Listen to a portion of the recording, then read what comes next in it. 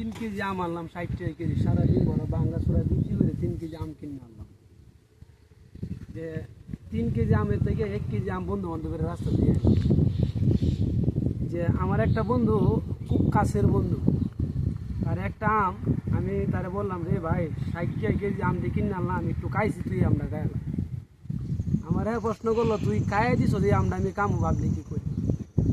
আর যখন আমি একটা সিগারেট খাই, তখন এটারে আমি টানতে টানতে যখন ফুটকিটা পর্যন্ত নিয়ে যাই গা, এরপরও বন্ধু আমার সিগারেটটা তুই আমার দে।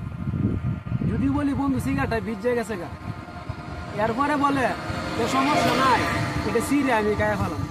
তা আমি তারা প্রশ্ন করলাম যে আমরা যদি আমি এক কানিতে খাইছি, এরপরে যদি তুই না খাইতে পারো, যখন আমি সিগারেটটা একই জায়গা দিয়ে আমি খাই, তখন তুই কেমনে খাস?